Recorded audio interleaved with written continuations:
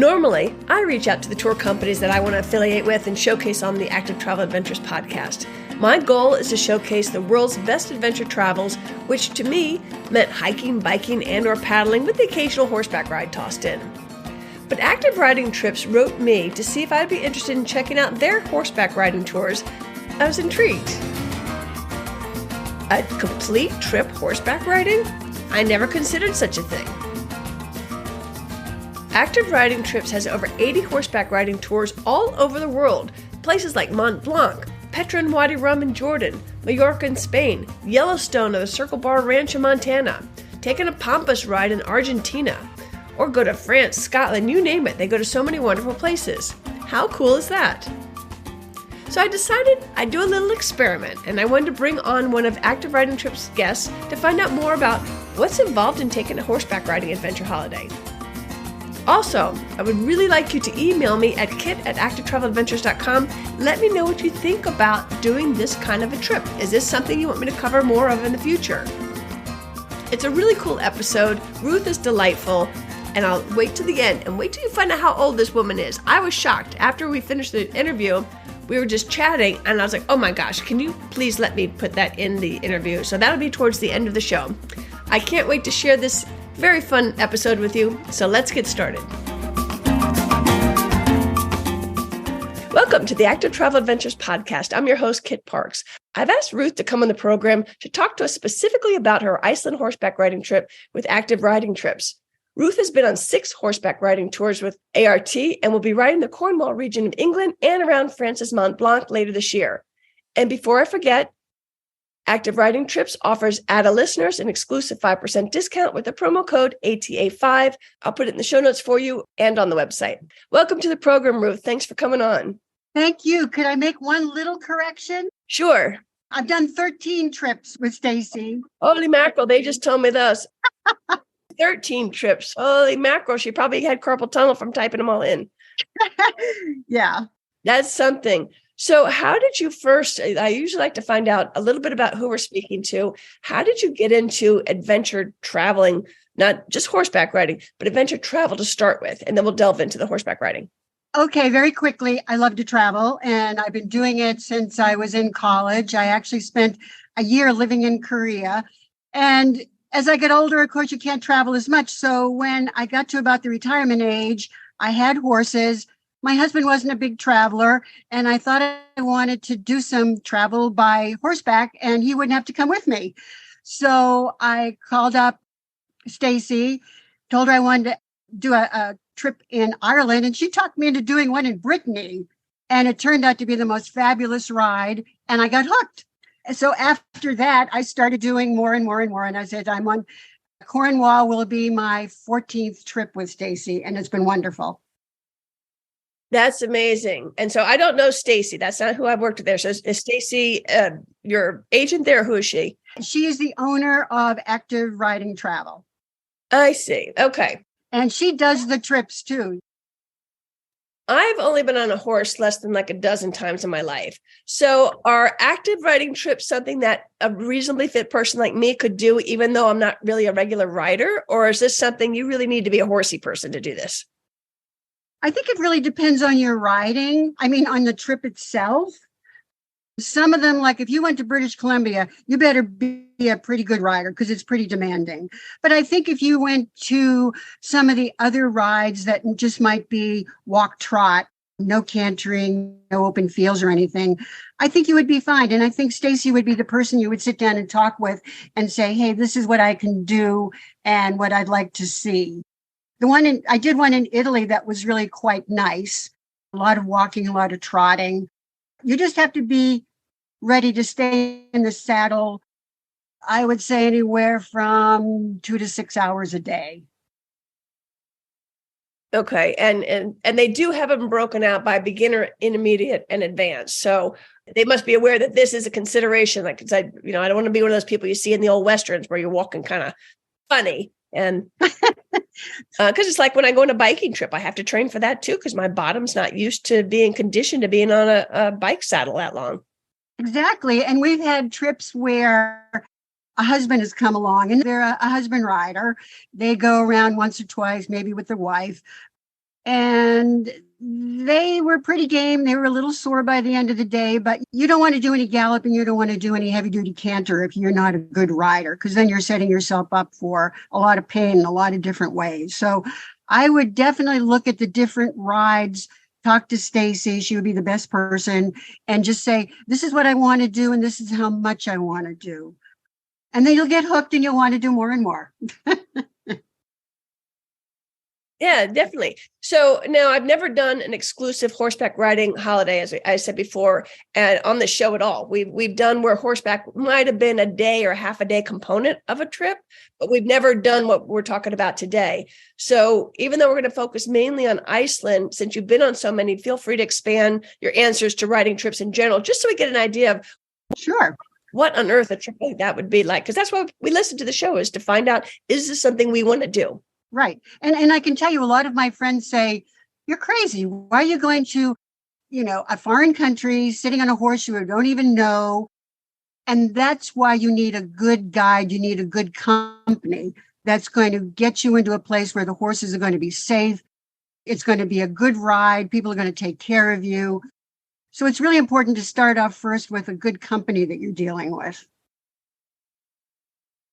So Iceland is known for its beautiful Icelandic horses. In fact, they're so strict on the horses there, they won't let any horse that's not from there stay there. You can't import any horses. And if one of their own horses leaves the country, it's not allowed back in. So what was the rationale for choosing Iceland, which is a fantastic country we've covered several times on the show? And was that part of the appeal, was going on one of these special horses? Well, it's an incredibly beautiful country. It's not Ireland. It's not green and lush and beautiful. It's more like a desert. It's stark. It's beautiful. The rocks, the water, there's water everywhere. There's geysers everywhere. It's just a constantly changing environment that's gorgeous. And you have to like that kind of starkness. And of course, the horses are amazing. If you've ever done the tolt, which is, if you're a rider, you know that when you do a trot, your legs are moving diagonally. The horse's legs are moving diagonally. With the tolt, they're going side to side. So literally, your body stays stationary. I mean, you could be drinking a cup of tea while you're riding this horse. And they are amazing. And I was just reading back one of my diaries for one of my trips, and we would go hours at the tolt. And it was just so easy to do. You just sit there and the horse takes over. And of course, the Icelandic horses are amazing. They're very human. They really are bonded with humans. And one of the pictures that I sent you was a group of horses that we met on one of the rides. And the horses are out there when they're not being ridden. They're out there roaming around, and they go out a couple of times a year, round them up, bring them back in. But the horses live a wonderful life in that they're out enjoying the world, but then they come in and they're with their people, and then they get to do these rides. So they're just a very sane horse. They really live in a great environment. They're well taken care of. Icelandic people love them. Even people in Iceland that don't ride just love their horses and are so proud of them. So riding those horses was really amazing. And they're small. They're not huge Hanoverians, but they have a good sized barrel. One of the men on one of our trips was 6 foot, and the horse could easily take up his legs, and it was very comfortable. And one other thing I will tell you, for people that want to go to Iceland and ride, you cannot bring any clothing in that has not been washed and disinfected before you get there. And this is especially true of leather, your gloves, your boots. They will provide helmets where I go, but any kind of leather that could bring in any kind of germs or diseases from the horses here, because as you say, these horses are so isolated, they are not immune to the kind of diseases that our horses are, because they're exposed to so much. They're in a very isolated community in Iceland. So when I go over, I have one pair of boots that I keep just for Iceland, and I bring new gloves. And then my riding breeches, clothing, run through the washer dryer, throw a little something in so they're all disinfected. So that is something to be very, very careful of, because I guess from what I heard a few years ago, someone came in and did not respect that, and the horses got, I forget what it was. It wasn't strangles, it was something, and it went right through so many thousands of horses. I don't think any died from what they told me, but horses were very sick. So they are very, very careful on what comes in and what their horses are exposed to. Well, I'm really glad that you shared that with us, because we went through a whole big biosecurity on my Antarctica trip, and you don't want to be the one to bring the disease in. Exactly. And I mean, if it means buying a pair of new gloves, it's worth it. And as I said, I have a pair of half chaps and paddock boots that I just bring over with me. I've done 2 trips, and I want to do one more this year. I really want to see the winter and the northern lights. But I would say if someone went over there and wanted to just ride and they weren't a great rider, I would probably go over for a day ride, and they specialize in them. And you see people, and you can usually tell the ones that can't ride because they're holding on for dear life, and they take them out and they just let them experience what it's like to walk on the horse, maybe do a little trot. And so something like that would be a good introduction, because going on a full tour, I mean, you're out there all day long riding, and the weather changes. I've been out there in snow, sleet, rain, and that was amazing. The first day I ever rode there, the weather looked great, and they brought us these orange suits, and we were all like, we're not going to wear those things. Those are the ugliest thing we've ever seen. And like, well, you may want them. The weather's going to change. We're like, well, it looks good to us. But we put them in our knapsacks, and an hour out, it started to look really bad. The weather started changing fast. And we went from rain to sleet to hail to snow in about 20 minutes. And the wind was just galing. And after about a half an hour of this, the horses literally stopped. We didn't stop them. They turned around, put their butts in the wind, and we just sat there for 20 minutes until it passed. But I'll tell you, we were really glad to have those orange suits on. I'll bet. I saw the suits. I assumed that they gave them to you because you were all matched. Yes. And they were really ugly, and we didn't want to wear them. And then another day we were up in the mountains, and we went into this old Viking house they were excavating, and it was pouring rain, and we were really glad to have those suits on. And then we went, and one of the pictures I have there is of the waterfalls.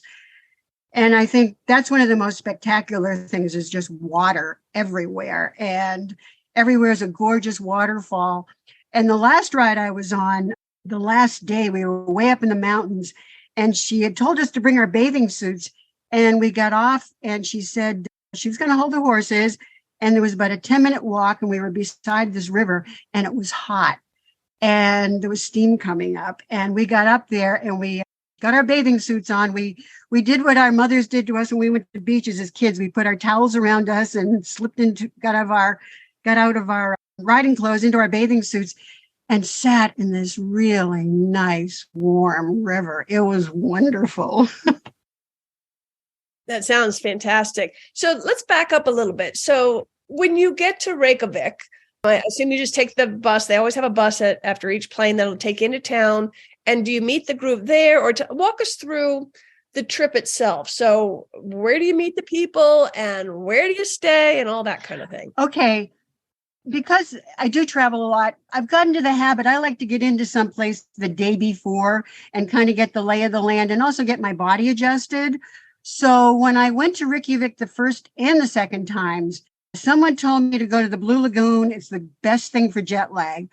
So I went to the Blue Lagoon, and it's the most wonderful experience. Everybody can look online, whatever you want to pay. I got the deluxe package so I could have lunch there, and you get a robe, and you get a little more time to kind of wander around and try all the things like the steam baths, the showers, everything. So that's a few hours. And the bus takes you from Reykjavik to the Blue Lagoon. And then from the Blue Lagoon into Reykjavik, the bus, you sign up, you get one bus ticket, it does the whole thing.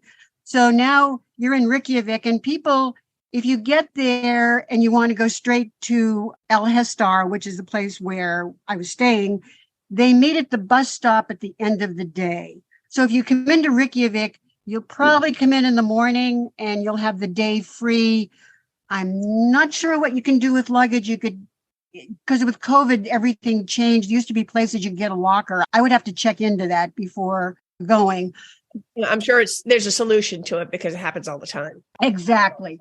So you would have the day free. If you didn't want to get a hotel and stay overnight, I stayed at the Centrum Hotel, which was right almost downtown, and it was just lovely. It was a nice way to get your body acclimated. But if you want to go straight to riding, they will pick you up at the bus station, usually 4:30, 5 o'clock. They come and they pick you up, and then they take you to, I think, the town. I hope there's no Icelandic people listening because my Icelandic is terrible. They told me just stop trying, Kit.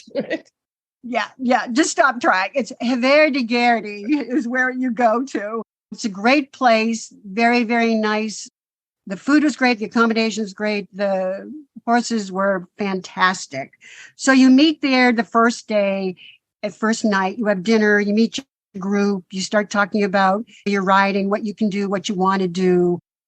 And then the next morning, they usually take you out. And I mean, there's just tons of horses. And you get to meet the horses. You get to try one out. You get to try an Icelandic saddle because they're special for the horses. And then you do a little trot around the area to see how you feel. It feels comfortable. And then you usually head out for a couple of hour ride, usually around the area. It's a pretty big area. And it's usually pretty flat that I remember. And you wind up at a beach, this gorgeous black sand beach, absolutely beautiful. And then you come back and you have dinner and you find out what's up for the rest of the week. And depending on what trip you're taking, and there's different places you go to and different areas you see. The last one I was on to was Nature's Treasures, I think it's called. And the exciting thing was, Iceland, as everybody knows, is a very old country back to the 900s. And if you go to, here's my bad Icelandic again, Pingavilla, it's where they would meet once a year, and it's like a canyon, and one party would be on the other side, another group on the other side, and they would yell back and forth and talk about politics and meetings, and that would be their governance. And we got to ride into there, which was really, really exciting. So they take you to a lot of different places. You go around volcanoes, you go up mountains. The Valley of the Horses is another photo I sent to you. That was beautiful. We had lunch there. There's just lots of different, you're riding up in the mountains and you're seeing where the tectonic plates are moving around. It's just incredible. And you see what was left of old houses and you realize how barren and how stark it is up there, and what a hard life these people lived. So to me, it reminded me of Ireland. When you were in Ireland and you started to see all the old houses where people had just packed up and left during the famine. And there was just like the feeling of you had lived there, but they're not there anymore. Very kind of a sad feeling.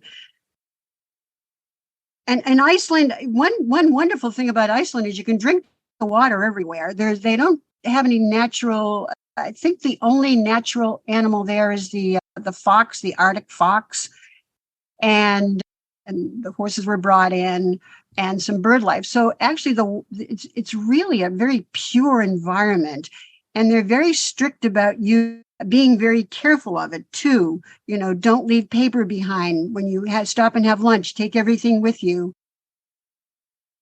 This reminded me, the Icelandic people still believe in fairies and the little people, and they're still around there, and they still feel them. You'll be driving along the highway and you'll see in the middle of the highway a rocky area, and that's because they felt there was something in there and they didn't want to build in there, so they just built around it. So you'd be up in the hills of the mountains, and they'd say, you know, there's something that lives over there, and it would be very, very, very interesting. They're still very close to their land and their culture there. So, all right. So we're talking about people. Do you see other people out there? Are you all by yourself with your group, or you described the landscape, so you get an idea of that? But so, are there other people out there, or are you kind of have the whole country to yourself, or that's what you feel like?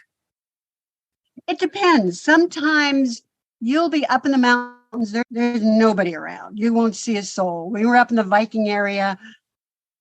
You don't see anybody. You really get the feeling you're in, it's pristine. You're all alone in this gorgeous area. And then the last time when we were at the up in the mountain and we went down to this warm river, there were tons of people hiking in and bathing in there. So it kind of depends on the area. The Icelandic people love their country and they're out there hiking and climbing, and you'll see groups hiking along. But sometimes you'll go and you won't see anybody. It just depends on where you are. We did the outside of, I guess it's still inside the city limits of Reykjavik. There's a riding stable. I think it's a public stable where people that live in Reykjavik or area can bring their horses and board them and then come and ride. And we did go there one Sunday just to see what it looked like. And there were tons of people there riding. But again, it just depends on where you're riding. And if you're way up in the mountains, you might see somebody and you might not. But if you're down areas where it's a little more hikeable, people are out there hiking, enjoying the waters, enjoying the warm rivers. And it will depend. Sometimes you see people and sometimes you don't. Gotcha. Now, are you on established paths or are you just doing your own thing? I'm totally clueless about this kind of a trip. I think it's a little of each. Every ride I've been on, there's usually set paths, but things happen. Trees fall, rocks move. I've been on rides where I was in a ride in France and the path disappeared since the last time they'd been out there. And we had to find a whole new path to get our back again.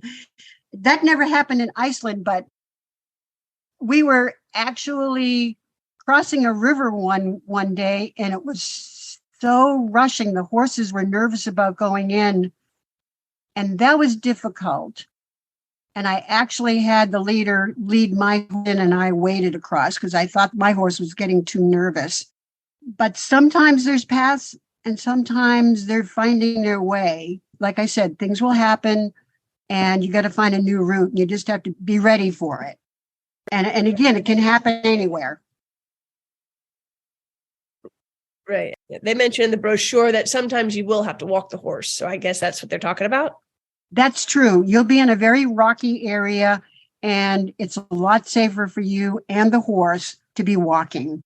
And that's why it's good to have a good pair of paddock boots that you can maneuver around in because you might do some walking. It can happen. So let's talk about the group and who's going on these things. Is it mostly women or is it solo? Is it couples? Is it friends? Or you've been on enough to kind of generalize? All of the above. You can have just about everything. And that's why as a single traveler, it's been wonderful for me because I think I've met so many people that I'm still in contact with over the years and made friendships. I mean, Stacy and I have actually been roommates on some trips, and that's been a lot of fun. And she has a group of people and it's fairly large, and she'll be having a trip and say, hey, I'm going to do Argentina. Anybody want to try it out with me? And like 5 or 6 of us or 10 might say, yeah, we'll go along with you. Other times, like on my last Icelandic trip, my friend Deb and another friend, Wendy, they had been on another trip. We'd been on other trips together and we all said, we'd really like to do Iceland. Let's do it let's all go together, the 3 of us. So we did that. So you can go alone, you can go with friends, you can go with your husband if he wants to go, or your partner or your wife. I find the nice thing about traveling with horse people is you have an immediate bond. You already have something that you love, you're passionate about. You want to talk about your horse's health problems, riding problems. You have an immediate bond. And usually, I would say 99% of the time, you meet a really nice group of people. Nice. And now let's talk about the guides too. So do you have 1 guide, 2 guides, or how does that work? It will depend. In Iceland, the last one we had, she was wonderful. And she was Polish. And she would be up front and we had one person in the back. And they would bring along a couple of extra horses. And we'd stop for a breather and she'd say, anybody want to try a new horse? So we could try another one. Whereas on the first ride, we had one guy to front, one guy to back, and no extra horses that I remember. And this was nice on the second one to be able to try out different horses. So you wind up riding maybe 2-3 different horses in a day. That was great.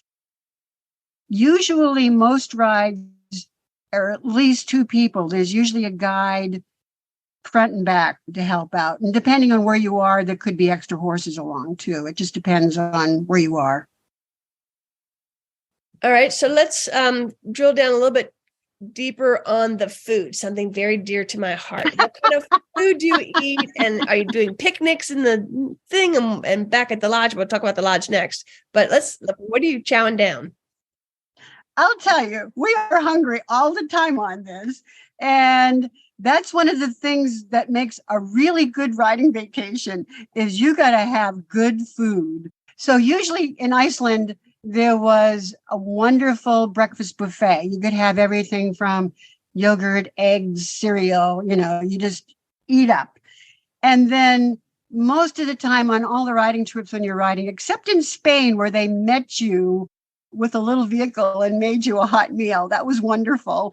But most of the time, you're grabbing a sandwich, you're grabbing fruit, you're grabbing water.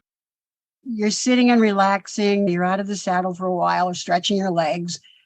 And then usually when we were done with the ride in Iceland, they would meet us and have hot tea and cake ready, which would, of course, we would scarf right down. And then you go back and we would usually get a drink. Drinks were extra. So we would get a drink and sit in the open area at the hotel and just have a drink and relax and talk about the ride and then have dinner. And dinner was always full meal. We're very hungry. Even though we've been eating all day, we're still starving. The food is very, very good. It has to be because we're hungry. Gotcha. And do they have variety where they can accommodate different kind of dietary needs or taste buds? Definitely, definitely. You always tell them any food allergies, vegan, vegetarian, whatever. Yeah, and a lot of the food that's in Iceland is really interesting because they have all these greenhouses now where they're growing things. So you're getting very fresh vegetables, even fruits and things. It's really good food while you're there. If you're in Reykjavik, food is expensive, but it's really good. And you get a lot of seafood, lamb. Had lamb, was very good. We went out one time, we got a car and we went out to one of the local restaurants. And we thought we were getting lobsters, and they were like little tiny crayfishes, and they were so good. So we didn't try puffin or dolphin, and they do eat horse there. It is one of their proteins, but you have to understand they have a very limited amount of food that's there. So that's been in their diet for a long time, and it is part of their diet, and we understand that. We respect it. Don't want to eat it. Don't want to eat it. Same as in France, you don't want to eat it. Talk a little bit about the lodging itself. It looks like you're at a ranch. Tell us about what kind of place you were at. Is it nice? Is it rustic and, just the basic bare necessities, or where were we sleeping? I would say it's very Scandinavian. It reminds me of a really well done college room, Scandinavian style. So you have a good, comfortable bed, a desk, a chair, nice wood. It's very clean, very Scandinavian is what I'd say. Very comfortable, but you're not there a lot. So I think it meets your needs. Also, the nice thing is they have what they would call a hot tub is a hot pot, and everybody goes in there. And the nice thing about that is I think it's drained every day and the water comes up naturally, So that's the nice thing. My first room was right outside there. It was right next to the hot pot, and you could go out with your swimsuit and just get all the aches and the pains of the day over with. So it's a very comfortable, it's probably Scandinavian ranch style. That's probably a good way of putting it. Very comfortable, but not the Ritz. And you don't want that because you're walking around in your riding clothes and you want to be comfortable. And what they do is they raise their horses there. They have, I don't even know how many horses they have, and they've been there. Oh my goodness, I should have gotten that out. They've been there for at least 30 years, the owner. They love their horses. The horses are in fantastic condition when they're not being used. They're out grazing, running around the countryside. The tack is very good, very clean.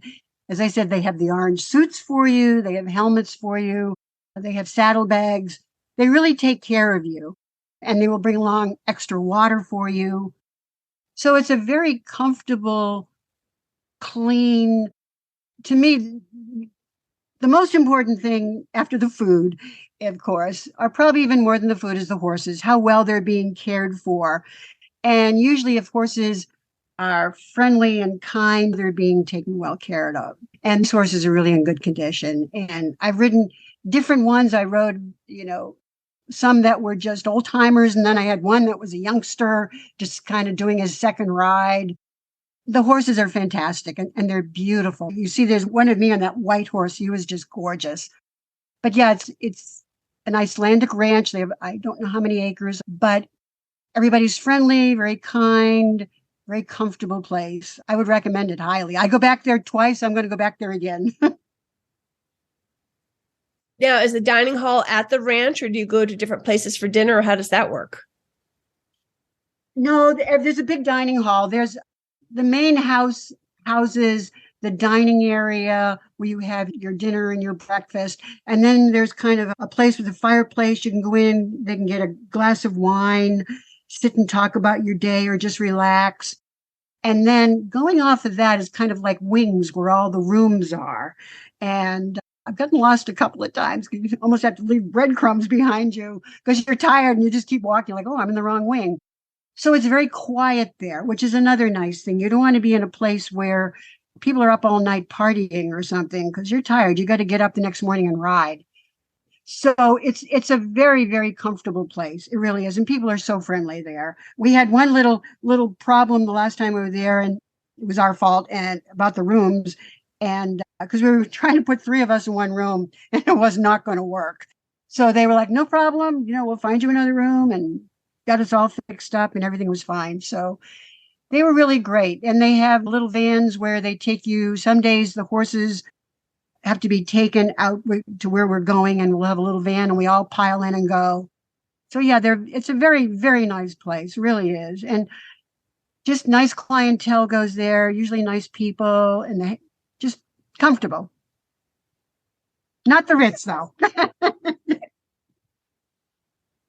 Let's switch gears and get back to the orange jumpsuits and talk about the weather. What month have you been to Iceland? And I know it sounds like Scotland, where you can have all four seasons in 1 hour. So talk a little bit about the weather and when you went. Well, the first time I went, we had that first day was that storm, and you just ride through it. And then the next day we had this beautiful, gorgeous day. We were up in the mountains. It was absolutely spectacular. And we really enjoyed it, riding up in the mountains. And the next day it rained for like the next 3 days. And it really, really rained. So it was cold.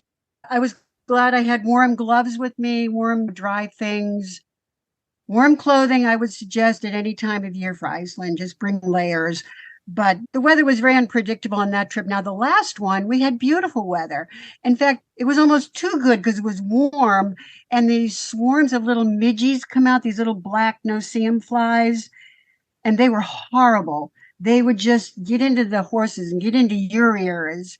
And we stopped at one place and they were like the orange jumpsuits. They were hideous. There were these nets you could put over your helmet and it covered your face.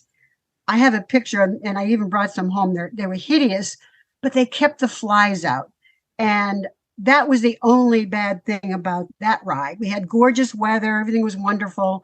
As I said, almost too warm. And then those little nasty little critters came out and just wanted to devour our blood, I think. But it's like, you're right, like Scotland. You never know.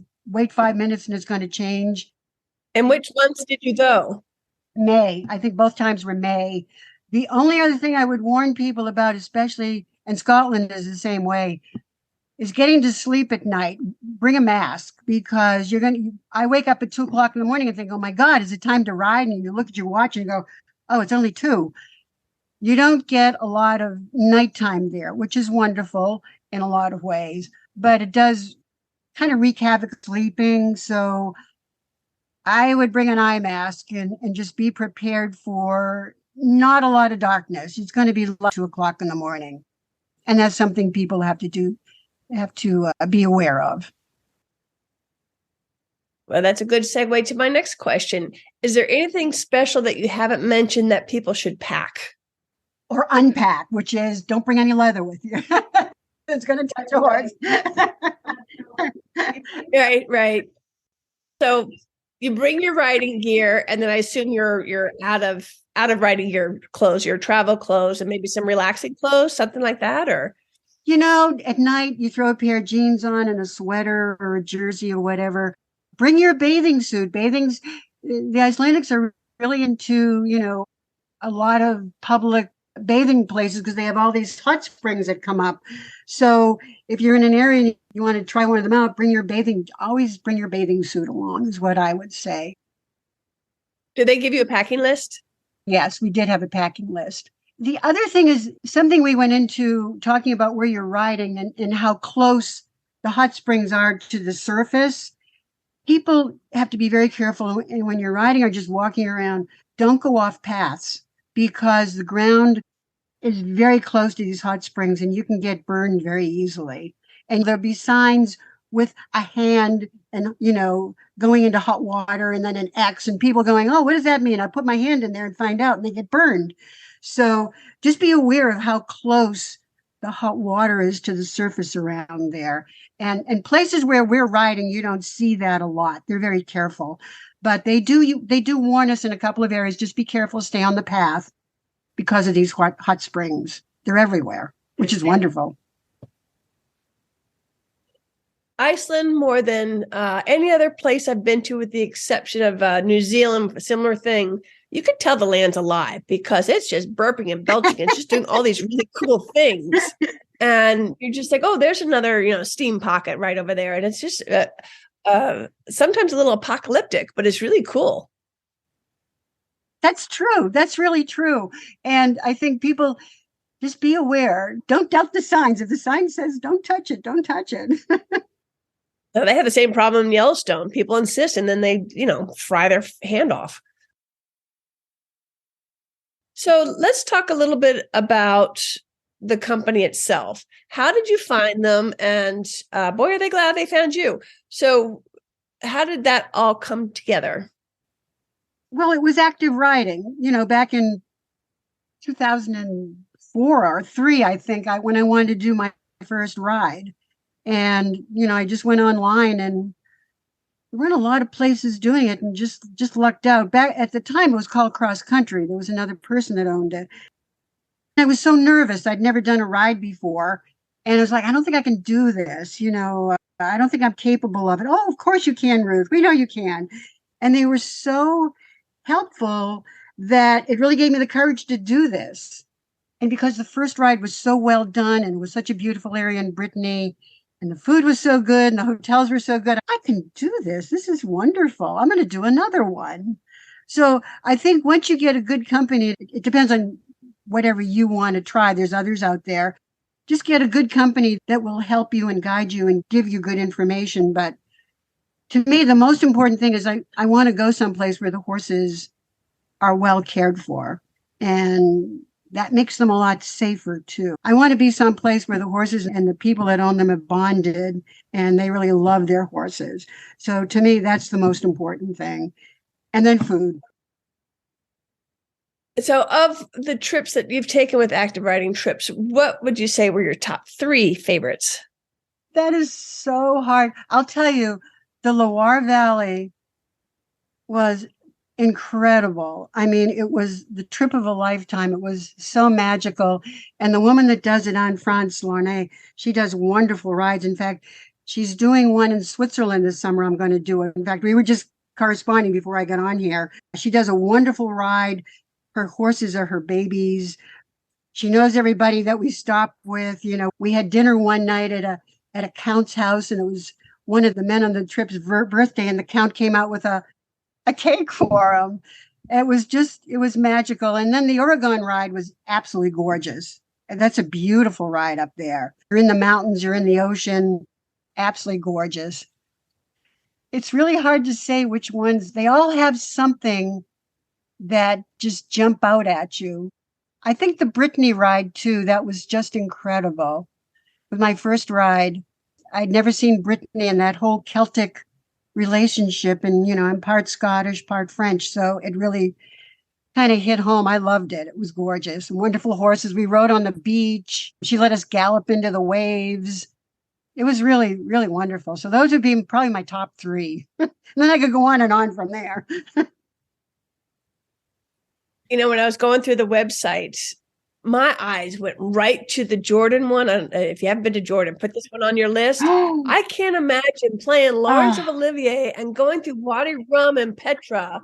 I would so put one of those scarves over my helmet because it was one of my favorite trips to start with. And I just can't imagine riding it on a horse. Have you been there? I have, but I hiked it. And I just can't imagine being on a horse.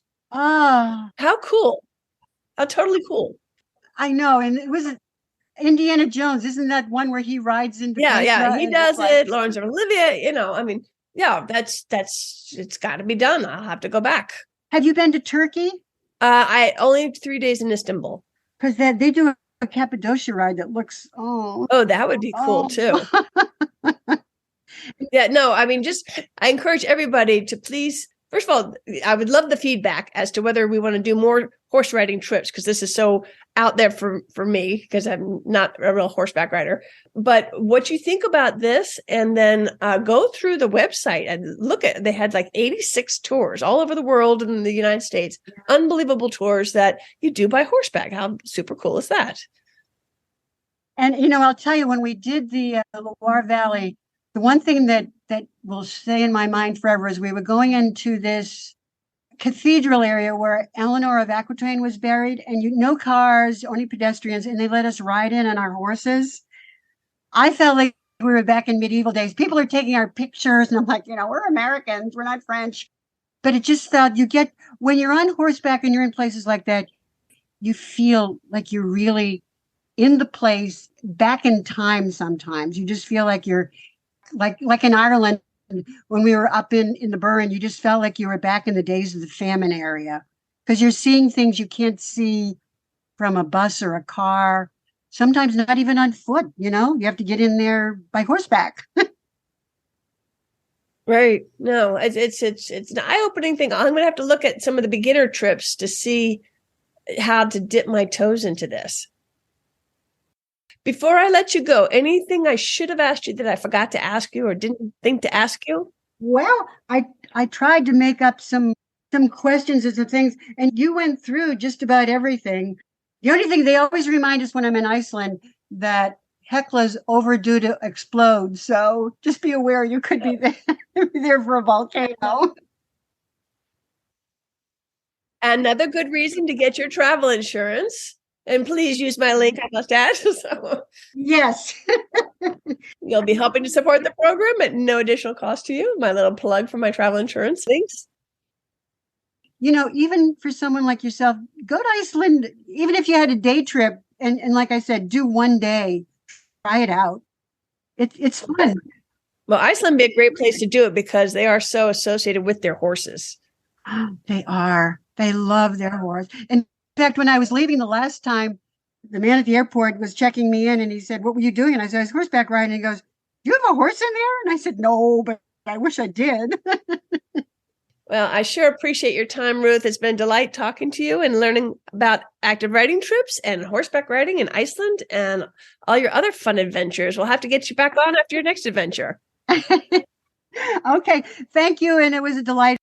Remember how I told you to stay tuned to the end? I was going to edit in part of our conversation that was after the interview. I want you to think about Ruth's voice, and usually can get a pretty good idea how old somebody is by their voice. How old do you think she is? When I was listening to her, because we didn't have a visual, we just had audio only recordings, I'm thinking late 50s, maybe early 60s. Guess how old she is? I'm going to be 78 next month. And I keep thinking, how many more of these trips am I going to do? And I just want to keep doing them until I can't do it anymore. You have got to be kidding. 78 years old. I was like, please let me put that in the interview. So that's what I just did. If that's not an endorsement for staying active and staying vibrant, I don't know what is. Ruth sounds amazing, and I hope to meet her in person one day. And one quick correction. I kept saying Lawrence of Olivia instead of Lawrence of Arabia when we were laughing about the Jordan trip. You know, the reason I do this program is because once I discovered adventure travel, I saw what it did for me, what it did for my confidence, how exciting it was, and how eye-opening. It was just a mind-blowing experience for me. And so I have made it my mission to try to, in fact, this is my stated mission. How's that? I seek to inspire and empower you to lead a bigger life through adventure travel. And that's what I try to do with each show.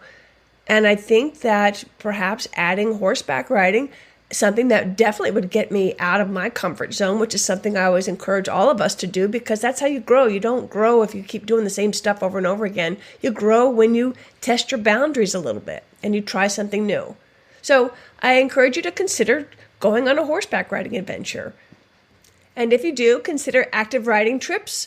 I'll have links in the show notes. And don't forget, they're offering ATA listeners a 5% discount with the promo code ATA5, ATA5.